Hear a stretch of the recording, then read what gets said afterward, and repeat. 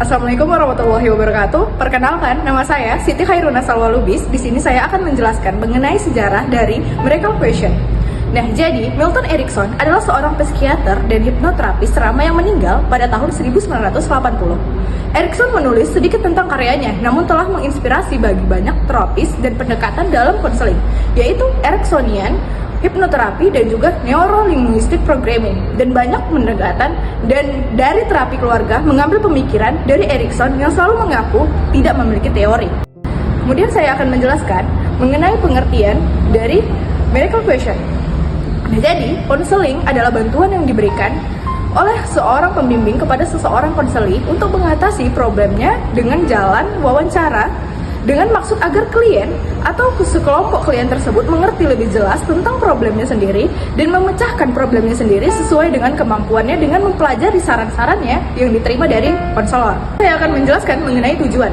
Tujuan teknik mengajak konseli membayangkan atau mengandaikan perasaan berhasil dan senang apabila permasalahan atau kendala yang dihadapinya selesai. Di sini saya akan menjelaskan mengenai fungsi. Fungsi dari Miracle Question adalah berguna untuk ketika konseli tidak mampu untuk membayangkan atau merencanakan seperti apa masa depan yang diinginkan, untuk mengarahkan konseli, menentukan arah konseling, dan mengklarifikasi keadaan. Berikut dari saya lanjutkan kepada teman-teman saya. Assalamualaikum warahmatullahi wabarakatuh. Perkenalkan, nama saya Nisa Wibowo. Di sini saya akan menjelaskan kelemahan dari teknik Miracle Question. Nah, yang pertama, tidak secara tuntas. Jadi, pendekatan ini hanya fokus pada solusi cepat dan praktis tanpa menggali lebih dalam tentang akar masalah klien. Masalah yang lebih kompleks mungkin tidak sepenuhnya terselesaikan dengan metode ini. Nah, yang kedua itu ada keterbatasan waktu. Jadi, pendekatan ini biasanya digunakan dalam waktu yang singkat. Oleh karena itu, metode ini lebih cepat untuk lebih cocok untuk masalah yang sederhana atau untuk sesi konseling yang terbatas waktunya. Yang ketiga ada menuntut keterampilan konselor. Jadi konselor harus mampu berkomunikasi dengan jelas dan menggunakan kata-kata pertanyaan tepat agar klien memahami dan merespon dengan baik. Jika bahasa yang digunakan kurang tepat, hasil konseling bisa kurang efektif.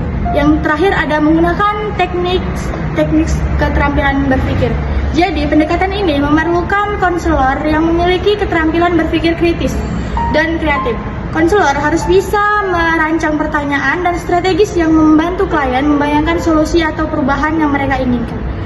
Ini saya akan menjelaskan dari kelebihan teknik Miracle Question ini. Yang pertama, berfokus pada solusi. Jadi, metode ini langsung menggerakkan klien untuk memikirkan solusi atau hasil yang mereka inginkan daripada berlama-lama membahas masalah. Fokusnya adalah bagaimana klien bisa maju ke depan dengan langkah yang lebih positif. Yang kedua, fokus treatment pada hal yang spesifik dan jelas.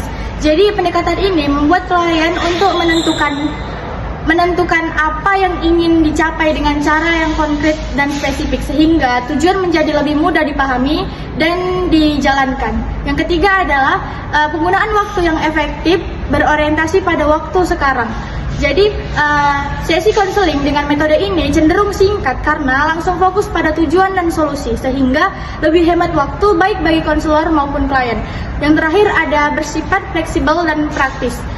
Jadi konselor dapat menyelesaikan metode ini dengan kebutuhan klien dan situasi yang dihadapi sehingga teknik-teknik yang digunakan bisa lebih sederhana, kreatif, dan sesuai dengan kondisi. Sekian dari saya, dilanjutkan oleh rekan saya. Di sini saya Inaya Rahmadini Edit. Di sini saya akan menjelaskan tentang keefektifan penerapan teknik. Berdasarkan hasil penelitian bahwa layanan konseling kelompok teknik Miracle Question efektif dalam mereduksi prokrasi dinasti akademik Abda siswa kelas 8 MSen Bantul.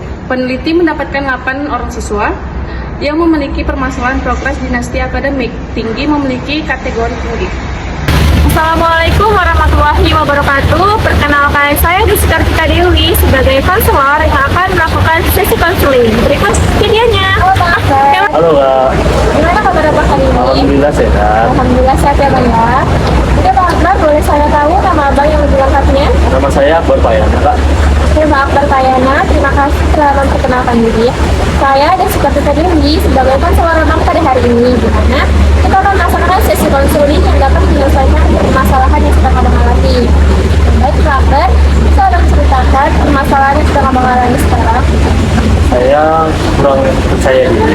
saya tampil di depan kelas, saya grogi. Terus saya kayak ngerasa suara saya itu kecil juga dari depan kelas. Tapi menurut saya itu udah besar. Cuman kata teman-teman saya suaranya nggak ada. Itu yang bikin saya ngerasa kurang percaya diri atau merasa cemas ketika berada di depan kelas. Itulah. Begitu ya Bang Akbar ya. Berarti Bang Akbar ini merasa terganggu antara rasa cemas tersebut dan cemasnya Bang Akbar ketika Bang Akbar berbicara di depan kelas. Begitu ya Bang Akbar. Oke Bang Akbar, untuk permasalahan ini bisa membayangkan jika nanti malam terjadi sebuah keajaiban di mana hal itu membuat Abang terbangun esok paginya tanpa memiliki rasa cemas tersebut. Nah, apa yang membuat Abang berbeda setelah itu? Saya merasa baik, terus saya merasa percaya diri di hadapan teman-teman saya, terus saya mungkin merasa pede ketika saya ngomong, menjelaskan apa materi yang akan saya jelaskan di presentasi. Oke, Bang Akbar itu sudah lebih baik ya Bang Akbar ya. Oke Bang Akbar, sekarang apa yang dapat Abang lakukan agar Abang bisa merasa lebih baik dan lebih tenang? Mungkin saya akan melakukan yang namanya meditasi agar saya bisa merilekskan pikiran saya, terus menenangkan hati saya yang sangat kayak deg-degan, cemas, grogi. Jadi mungkin dengan cara meditasi itulah saya mungkin bisa kayak menenangkan hati saya dan pikiran saya. Masya Allah, itu sudah lebih baik ya Bang Akbar ya. Karena Bang Akbar telah menemukan solusi sendiri dari permasalahan yang sedang Abang alami ini. Jadi Abang bisa melakukan meditasi untuk menenangkan pikiran-pikiran Abang begitu ya Bang Akbar. Oke Bang Akbar, mungkin sudah cukup sesi konseling kita pada hari ini. Sudah cukup ya. Semoga sesi konseling ini bermanfaat untuk Abang ya Bang ya. Kalau begitu saya ucapkan terima kasih ya. Saya pamit dulu.